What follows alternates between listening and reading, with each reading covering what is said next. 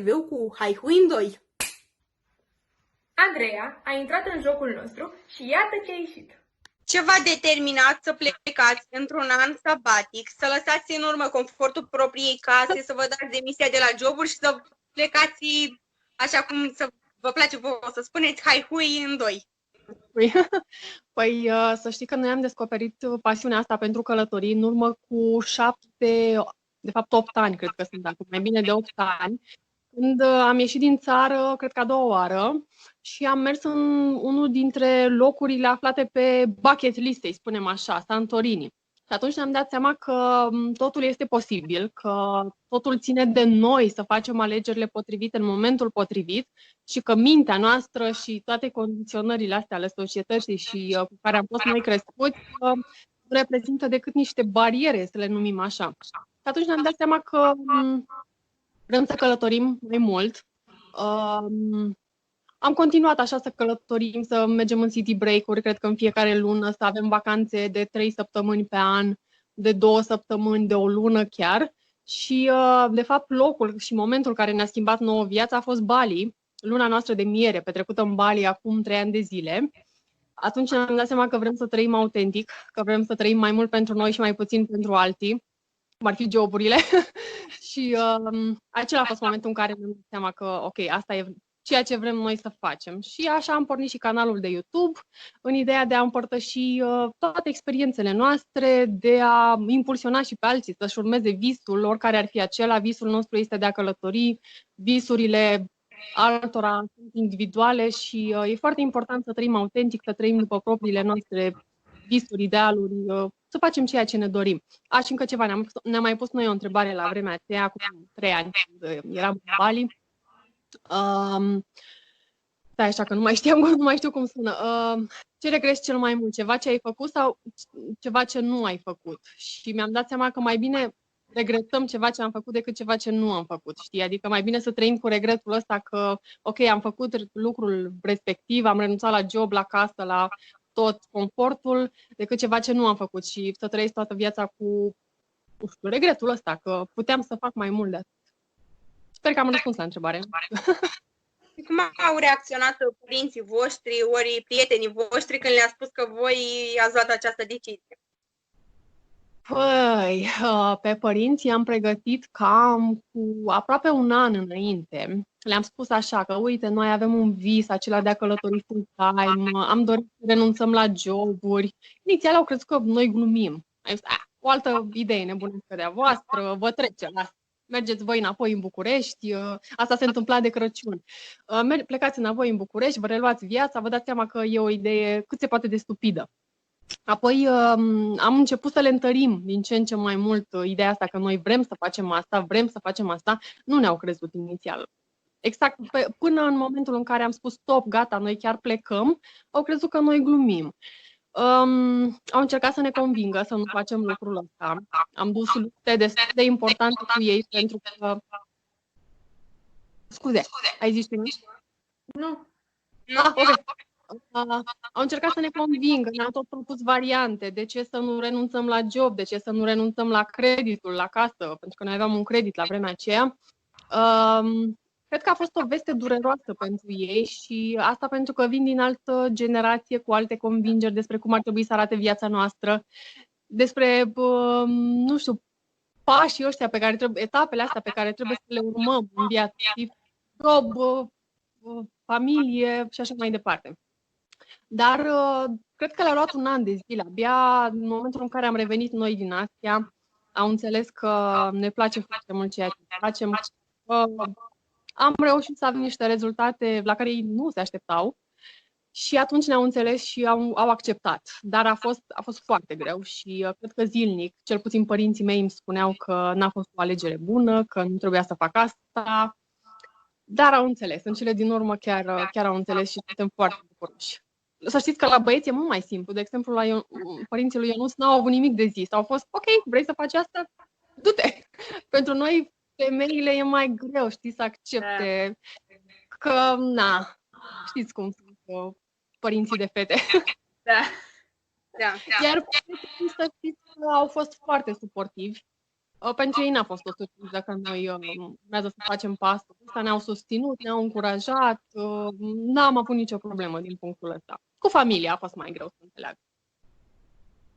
Aveați planul de țări stabilit sau ați fost spontani? Aveam așa în mare un plan, adică știam că vrem să vedem Thailanda, Malaysia, Filipine, dar nu un plan detaliat, adică nu știam ce insule o să vizităm sau când anume, un plan așa în mare. Am fost spontani, cred că. Oricum, noi ne luam biletele cam cu 2 săptămâni înainte de fiecare destinație, chiar și cu câteva zile, pentru că se întâmpla să fim atât de haotici și de spontani, încât să plecăm cu câteva zile înainte. Să ne luăm biletele cu câteva zile înainte. Care este locul preferat pe care l-ați vizitat? Bali. Pentru că locul care ne-a schimbat viața și care ne-a determinat să ne urmăm visul. Oamenii de acolo sunt, cred, cea mai frumoasă poveste a călătoriei noastre. Bine, și peisajele și feeling-ul pe care ți-l dă insula în sine este extraordinar și nu l-am mai reîntâlnit nicăieri în lume. Apoi ne-a plăcut foarte mult Sri Lanka, iarăși e o insulă foarte sălbatică, nu este atât de turistică pe cât sunt, nu știu, Thailanda sau Filipine. Iarăși oamenii sunt extraordinari acolo, sunt atât de fascinați de prezența turiștilor și pentru că ei sunt ușor diferiți de noi, au o istorie mai sângeroasă, să-i spunem așa, și sunt foarte, foarte italieni. Păi ne place California foarte mult, are niște peisaje demențiale, deci ne place mult. Este vreun loc care v-a făcut să vă simțiți ca acasă? Da, Bali. Da, Bali. Știu că sună, dar Bali ne-a amintit mult de Bucovina, din Bucovina, din Suceava. Și ne-a amintit de vremurile copilăriei noastre, știi, când oamenii erau drăguți, nu știu, stăteau așa la vorbă, povestesc, fost foarte ospitalieri. Ne-a dus așa cu gândul în trecut destul de mult și ne-a amintit de casă. Da. Eu aș avea o întrebare. Este vreun loc care v-a dezamăgit sau în care v-a fost teamă pentru ce ați trăit? Da. Ne-a dezamăgit Thailanda, insula Phuket. Da. Este o insulă foarte comercială, nu are nimic din Thailanda autentică, nu are nimic din ceea ce ne-am dorit noi să găsim în Thailanda. Dar a compensat Bangkokul, pentru că este un oraș splendid și atunci am iertat cumva Thailanda din punctul ăsta de vedere. Și apoi ne-a fost frică, nu ne-a fost frică, a fost un șoc cultural foarte puternic Cambodgia. Este o țară foarte săracă și noi am fost acolo în a doua lună de călătorii, după Bali, și eram așa puțin surprinși de modul de viață al oamenilor și de sărăcia de acolo, dar în timp am acceptat-o. Acela a fost momentul în care am zis că vreau acasă. Singurul moment din călătoria noastră când am zis că vreau acasă. Dar după câteva zile m-am răzgândit. Da. De asemenea, știu că după încheierea anului sabatic în Asia, ați revenit acasă în Bucovina. Ce sentimente v-au încercat când ați pășit din nou pe pământ românesc? Să știi că a fost un mix de emoții. Ne părea rău așa că s-a încheiat anul sabatic. Nu știam ce va urma, nu știam dacă vom continua călătoria, nu știam ce ne așteaptă, pentru că n-am avut planul ăsta. Adică ne doream să continuăm călătoria, dar la vremea aceea nu aveam nici resursele financiare să pornim din loc. Și da, ne părea rău după anul sabatic din Asia. Ne-am fi dorit să ne prelungim șederea în Asia. Dar în același timp era bucuria de a ne revedea familia, prietenii, ideea de acasă, de zonă de confort. A fost așa un mix de emoții, dar ne-am bucurat, să știi, că noi primim cu multă bucurie orice experiență. Da. La începutul acestui an am plecat în America, de altfel unde vă aflați și acum. Și America este un vis pentru mulți, este un tărâm al filmelor, materialelor, al tuturor posibilităților. Același lucru a însemnat și pentru voi? Așteptați cu nerăbdare sosirea în America? Noi am mai fost în America acum 3 ani de zile Cred că atunci am avut mai multe emoții vis-a-vis de visul ăsta american. Știi că, noi am văzut America prin prisma filmelor, dar la vremea aceea să știi că ne-a dezamăgit foarte mult. Americanii s-a părut extrem de comercială. Bine, am fost și pe fugă. Știi, când ești într-o vacanță, te duci și acolo vrei să bifezi mai multe și ne-a dezamăgit ușor, aș spune. Însă acum experiența a fost cu totul alta, pentru că ne-am propus să mergem în zone mai puțin turistice, mai puțin comerciale, să descoperim partea asta de natura Americii și ne place foarte mult și chiar este o surpriză America în momentul ăsta pentru noi. Ok, am revenit în zone și comerciale, cum ar fi Las Vegas, dar am ieșit din oraș, am ieșit de pe bulevardul acela aglomerat plin de cazinouri și am descoperit o altă latură a Vegasului. Am fost în Los Angeles, la fel, cât să arătăm abonaților noștri cum e Walk of Fame sau, nu știu, diverse obiective din astea foarte, foarte cunoscute, dar în același timp ne-am axat și pe zone mai puțin cunoscute. De fapt, asta este cea mai frumoasă latură a călătoriei noastre, că mergem în zone mai puțin turistice. Dar da, e un vis America pentru mulți și acum pot să înțeleg de ce, pentru că pare așa ușor inaccesibilă. Da, dar e o experiență ce trebuie bifată odată în viață. Poate și prin prisma distanței dintre noi. Da. Și prin prisma proiecțiilor pe care le avem noi față de America. Știi că trebuie să fie într-un anumit fel, de fapt descoperi că e alt fel și tot așa, adică sunt foarte multe variabile. Acum propun să facem un exercițiu de imaginație și să-mi răspund la întrebarea cum vă vedeți peste 10 ani. Păi cum ne vedem peste 10 ani? Eu am un vis, să știi.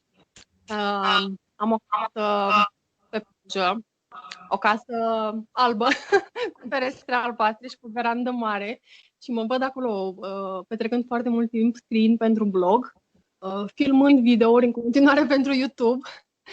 Da, ăsta e visul meu, să am o casă pe plajă și, de fapt, când am plecat noi în călătoria asta, am dorit să căutăm un loc căruia să-i spunem acasă. Știi că în București nu era tocmai locul nostru și cred că peste 10 ani ne vedem găsind acel loc, stabilindu-ne undeva, dar în același timp călătorind într-un alt ritm. Cred că așa ne vedem, nu știu. Și probabil cu 2 copii. Ăsta e visul nostru, să avem 2 copii. Care să alerge pe plajă cât e ziua de lungă. Da. În contextul actual, nu pot să nu vă întreb despre ce părere aveți despre această criză. V-a afectat pe voi? Da, afectat planurile, pentru că nu trebuia să călătorim, noi trebuia să plecăm în Hawaii, noi trebuia să plecăm în Texas, în Florida, apoi în Mexic și în America de Sud. Da, ne-a dat planurile de călătorie peste cap, dar în același timp am acceptat toată situația asta, adică nu forțăm nimic. Și sincer aveam nevoie așa de o pauză în care să ne odihnim puțin, pentru că am alergat în ultimele 2 luni și jumătate, zi de zi, de dimineață până seara alergam, noaptea lucram și eram foarte obosiți. Și am luat toată perioada asta ca pe o pauză, sincer, și ne-am liniștit, ne-am odihnit, ne-am uitat la filme, am citit, am făcut lucruri de care n-am avut timp de foarte multă vreme. Dar da, ne-a afectat, și eu probabil că o să ne afecteze călătoriile pe viitor, pentru că ne sperie incertitudinea în general și necunoscutul pe noi oamenii și cred că de fapt asta este cea mai mare vis-a-vis de viitor. Exact. Credeți că turismul va avea de suferit după încheierea restricțiilor? Da, în mod sigur. Cred că o să fie total diferit față de cum l-am experimentat și l-am trăit noi până acum. Sunt foarte multe ipoteze legate de modul în care va arăta turismul. Nici nu știu care este cea corectă sau nu știu care este cea pe care să o adopt eu ca și travel blogger. Dar, da, probabil că vom călători diferit, probabil că vom călători mai puțin decât înainte și cu anumite măsuri de responsabilitate. Da. Și în final, ai un sfat pentru tinerii care vor să facă ceea ce faceți voi cu pasiune, dar au o mică reținere? Păi să știu că și noi am avut tineri și foarte multe frici și chiar și după ce am plecat în călătorie am avut foarte, foarte multe frici și am luptat cu ele și întotdeauna, în momentul în care aveam rețineri, cum spui tu, sau frici, îmi repetam, Andreea, care e visul tău? Și întotdeauna răspunsul m-a ajutat să merg mai departe și să fiu și mai ambițioasă și mai încăpățânată să-mi urmez visurile și tot așa. Adică întotdeauna mi-am repetat fraza asta când mi-a fost greu. Andreea, care e visul? Visul tău este să călătorești, să descoperi lumea, să împărtășești cu alții emoțiile tale, imaginile pe care le vezi și cred că asta e cel mai important. Să urmăm visurile, să trăim în mod autentic, să facem ceea ce ne place și indiferent de ce spun alții, pentru că noi știm cu adevărat